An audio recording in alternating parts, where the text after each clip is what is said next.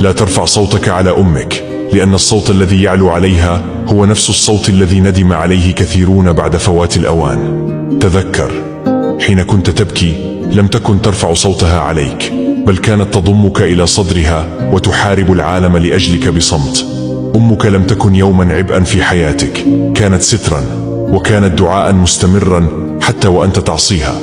لا ترفع صوتك على أمك، فهي الوحيدة التي إن كسرتها بكلمة ابتسمت كي لا تشعرك بالذنب. سيأتي يوم تبحث فيه عن صوتها ولا تجده، عن نصيحتها ولا تسمعها، عن دعائها ولا يخرج من فمها، وحينها ستفهم أن خفض صوتك لها لم يكن ضعفا، بل كان أعظم قوة وأصدق رجولة وأسمى إنسانية.